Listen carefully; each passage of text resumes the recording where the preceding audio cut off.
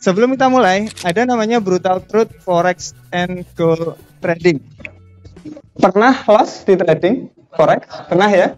Makanya nih, ada namanya 99 trader lost money. Soalnya apa? Ngabur.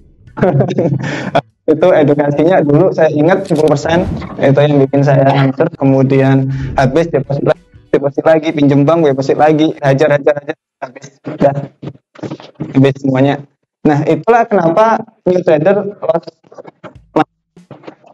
Karena ada namanya excitement ketika kita trading, untung dapat, kemudian kita gagal, gimana nih kita balikin keuntungan yang kemarin. Nah, itulah kenapa full margin itu saya nggak saranin, soalnya orang kebiasa deposit nanti. Enak banget sih orang-orang deposit. Saya jarang banget loh deposit itu, jarang saya, paling satu kali deposit withdrawnya yang sering. Jadi kalau udah ada skillnya kita tinggal ngambil deposit, kalau bisa satu kali sudah selesai, jangan sering. Bahaya loh, full margin itu bahaya. Ada yang tahu nggak, kita itu kan katanya orang kita trader lawan sama trader, tapi sebenarnya enggak. Kita itu ngelawan smart people, team of smart people, super komputer juga, dan juga broker. Jadi banyak yang kita lawan. Team of smart people. Ada teman itu billion dollar industry di Australia. Salah satu karyawannya itu teman saya. Bayangin dia satu orang mengambil keputusan punya 20 analis. Jadi contoh XAU-nya itu bakalan bagaimana, cek fundamentalnya, cek technical analisisnya, cek ini dirapatin keluar ini, oke, deal. Kita buy posisi di XAU ya. Kita cuma ngelihat trend line gitu. Aneh kan? Nah, itu team of smart people. Ini dan ini real. Saya ngomongnya itu bukan cuma itu real. Billion dollar company. Itu pertama. Kemudian superkomputer, dan juga sebenarnya bukan superkomputer. Jadi ada namanya informasi A1. Jadi contoh NFT kemarin kita dapatnya telat. Mereka udah lama dia dapat itu. Kemudian yang menarik broker loh. Broker kan harusnya bantu toh. Enggak juga. Ini yang saya bilang tadi, memproses jutaan data dalam hitungan detik, sementara kamu hanya punya satu layar monitor yang menunjukkan grafik yang sama dilihat jutaan orang. Jadi kalian yang saya bilang tadi, ada trend lain ini itu. Padahal di sana akses data teknologi canggih itu yang kalian lakukan, kayak nanti saya tunjukin. Nah, ini yang menarik lagi. Setiap keputusan yang mereka ambil bukan berdasarkan feeling atau intuisi, tapi dari analisa mendalam yang melibatkan puluhan orang. Saya bilang tadi, banyak analis, kemudian mereka eksekusi di situ. Dan kamu sendirian dengan auto berharap strategi dari forum atau YouTube. Good luck. Ini bukan sekedar trading, ini adalah peran finansial yang kamu bertarung melawan pihak yang punya senjata jauh lebih canggih daripada kamu yang miliki. Yes. Nah, ini menarik. Kita bahas yang broker tadi. Jadi gini, kalian jual, siapa yang beli? LP, liquidity provider. Kita menjual barang, kita menjual emas ke liquidity provider. Nah, saya mau jual nih, tenggang waktunya kapan? Atau nggak ada tenggang waktu, bisa. Nah, kemudian karena ada tenggang waktunya, ada namanya kontrak. Di situ, di kontrak nih, aku nanti kalau udah selesai, aku mau jual harganya di harga market tersebut. Nah, jadi sebenarnya kita itu jualan emasnya, tetapi dalam bentuk yang masih kontrak di situ. Makanya namanya kontrak for difference, CFD. Nah, liquidity provider di sini dan broker itu kita jual, mereka yang beli. Kita beli, mereka yang jual. Jadi ketika kita beli, ya mereka posisi kebaliknya kita.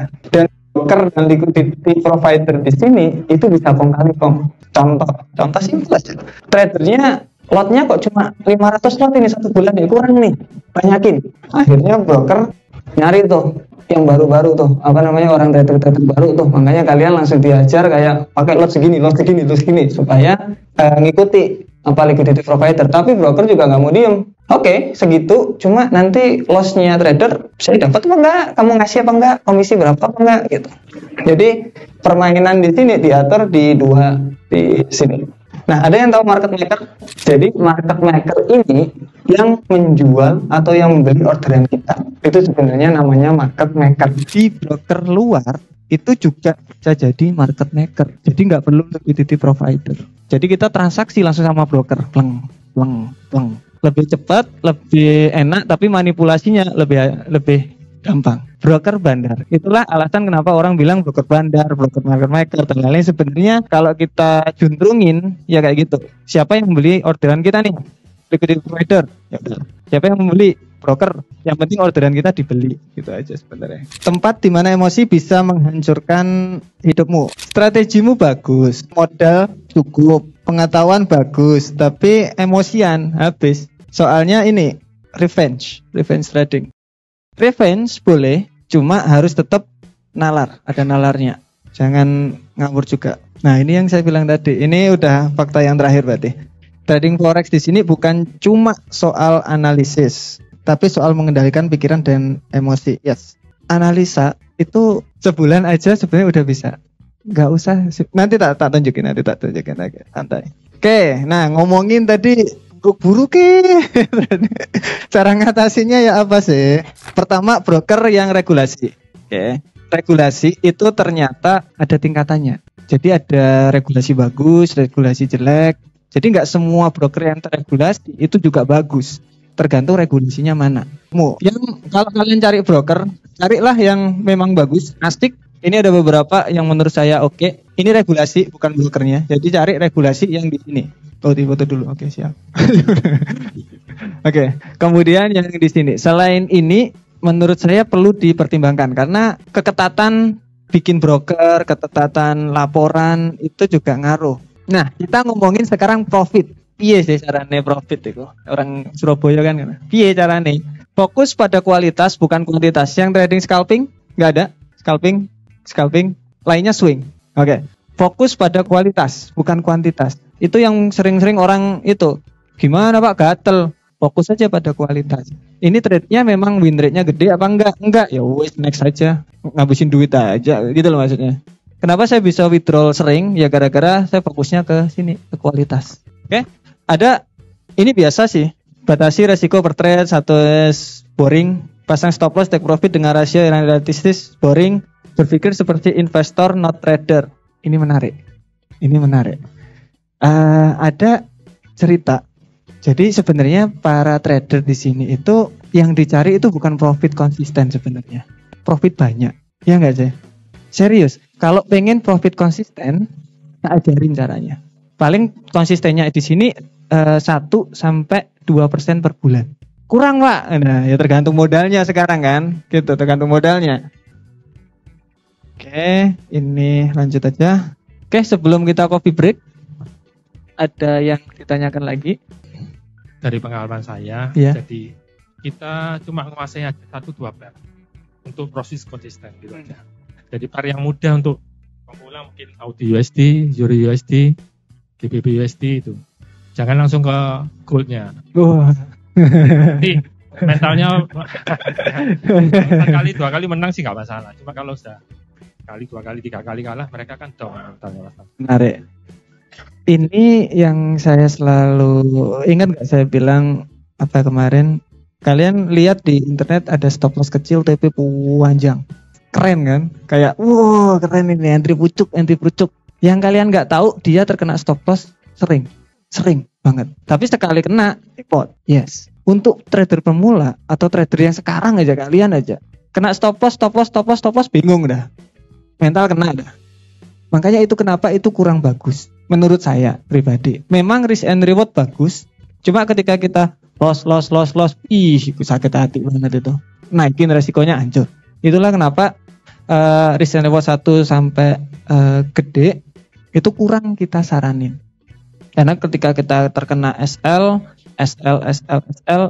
kebanyakan orang nggak kuat. Cuma ketika kita kumpulin risk management kecil, bagus, stabil, itu kok untung ya. Karena di tadi hedge fund dan lain-lain itu juga sama pemikirannya. Mereka resikonya kecil. Itu minimal dia di 40 sampai 60%. 40 lah yang stabil persen per tahun. Per tahun. Itu tim lo ya, banyak lo ya. Itu 40%. Nah, kurang dari itu dimarahin pokoknya staffnya. Kurang dari itu dimarahin staffnya. Soalnya daripada diputer di situ mending diputer yang lain katanya gitu. Cuma soalnya dia spendnya itu banyak banget. Kalau kita kan sebenarnya nggak ada buat staff, buat analisa dan lain-lain. Harusnya jauh bisa lebih nyantai lah maksudnya. Dan kalau kayak gini, spread mau melebar, spread mau apa, broker mau manipulasi, terserah. Ada harga bagus, buy. Tunggu, ya, buy lagi. Oke, boleh dicoba kalau mau dicoba. Kemudian scalping menarik, silakan juga dicoba. Bisa pakai 2 akun, pakai momentum candle. Yes, saya cuma pakai itu loh, serius. Saya cuma pakai itu, nggak ada lagi. Cuma tadi kualitas. Jangan semua momentum candle kalian entry, jangan. Kalau ada di area support, berarti kan mental tuh. Jangan dong, udah biarin aja, nanti aja lagi. Ngecok gatelan gitu maksudnya. Udah biarin aja, karena kita fokus ke kualitasnya. Kita ada lagi coffee break dulu kalau gitu. Terima kasih.